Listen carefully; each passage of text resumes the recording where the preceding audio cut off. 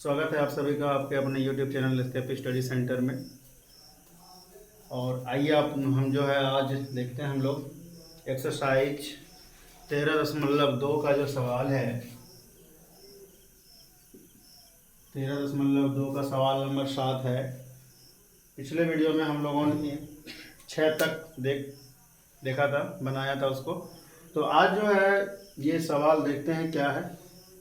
चलिए बिना देर किए वीडियो को शुरू करते हैं हम लोग। और आप लोग ज़्यादा से ज़्यादा लाइक करें, शेयर करें, कमेंट करें। तो ये सवाल है कि एक जो है ठोस है और ठोस में क्या है, शंकु है, शंकु सम्मिलित है जिसका ऊंचाई दिया हुआ है 120 सेंटीमीटर और इसके आधार में क्या है, अर्धगोला अध्यारोपित। मतलब अर्धगोला पर क्या है, जैसे ये अर्धगोला हो गया, इसके ऊपर में शंकु है। तो ये अर्धगोला का जो व्यास होगा या त्रिज्या होगा, अर्धगोला का जो त्रिज्या होगा वही त्रिज्या किसका होगा, शंकु का होगा।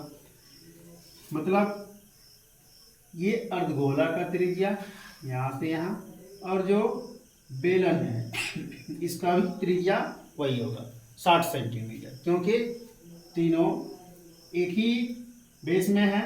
और टोटल ऊंचाई जो बेलन का दिया हुआ है वो 180 सेंटीमीटर है। मतलब कहने का हुआ 180 सेंटीमीटर ऊंचाई और 60 सेंटीमीटर त्रिज्या का एक बेलन है, जिसमें कि एक ठोस को डुबाया जाता है। पानी रहता है इसमें डुबाया गया है। तो बोला जा रहा है कि इसमें शेष कितना पानी बचेगा यदि डुबाया जाएगा। तो इसमें डुबाया क्या जा रहा है, तो अर्धगोला है और अर्धगोला पे क्या अध्यारोपित है, एक शंकु। तो कितना पानी उसमें बचेगा, तो आयतन, इस बेलन का आयतन जितना इसमें पानी होगा, और ये जो ठोस है शंकु और अर्धगोला इसका आयतन, तो इसमें घटा देंगे तो शेष बच जाएगा। तो देखते हैं हम लोग सवाल को।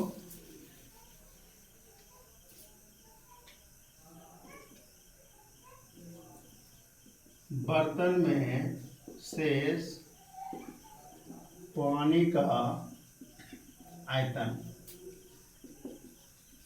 बेलन का आयतन माइनस ठोस का आयतन।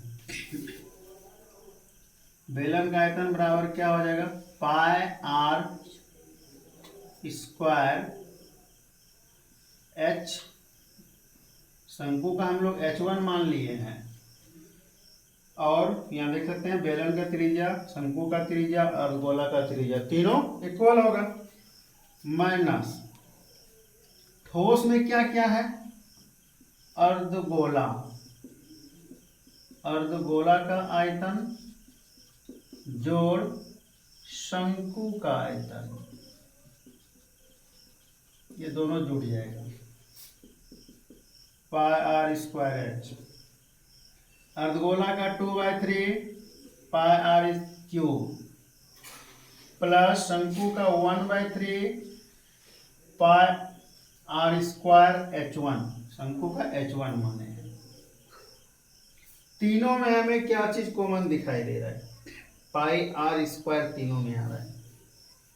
कॉमन कर लेते हैं, पाई आर स्क्वायर,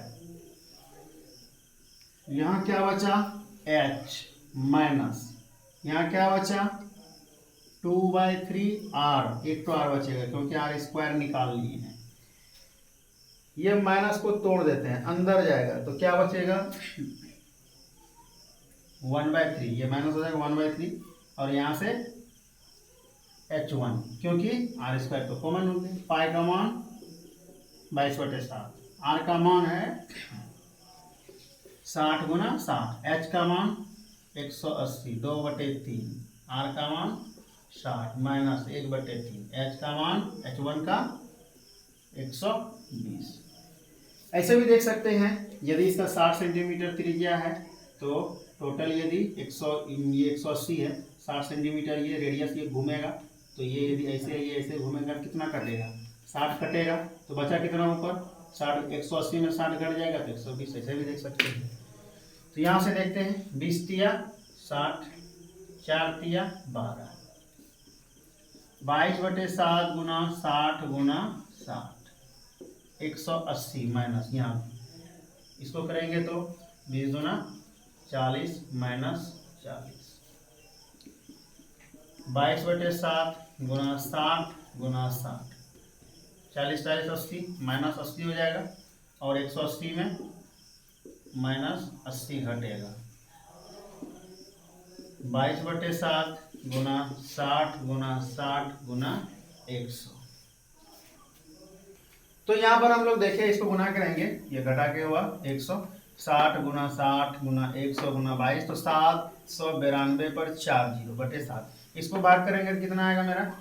भाग करने पे आया 1 1 3 1 4 2 5। इसको भाग करके देख ले सकते हैं आप लोग, भाग दे कितना आएगा, सेंटीमीटर क्यूब। लेकिन आंसर जो है ना, ये बहुत बड़ा डिजिट में आ रहा है, सेंटीमीटर क्यूब में बहुत बड़ा डिजिट है, तो इसे हमको छोटा करना है। तो सेंटीमीटर से किस में बदल दिए? मीटर क्यूब में। क्योंकि सेंटीमीटर क्यूब है तो मीटर क्यूब में लाने के लिए क्या करना पड़ेगा? सेंटीमीटर रहता तो 100 से भाग देते, केवल सेंटीमीटर रहता है, तो यहाँ क्यूब है तो 1 पे कितना जीरो? 6 जीरो। 100 का क्यूब करेंगे तो कितना हो जाएगा? 6 जीरो हो जाएगा।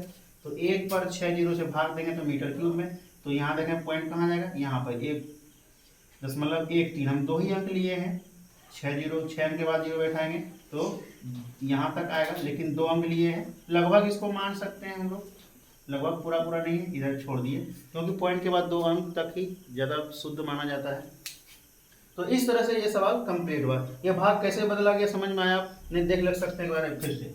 यदि हम लोग को सेंटीमीटर से मीटर में जाना होता है क्या करते हैं? सेंटीमीटर से मीटर में जाना होता है तो यदि कोई है, मान लीजिए 220, इसको ये सेंटीमीटर है, मीटर में जाने के लिए 100 से भाग करते हैं, तो सेंटीमीटर से मीटर में गए, मीटर में गए, तो चूंकि यहाँ क्यूब है तो क्यूब है तो 3 बार, 100 को 3 बार, तो 6 जीरो हो जाएगा।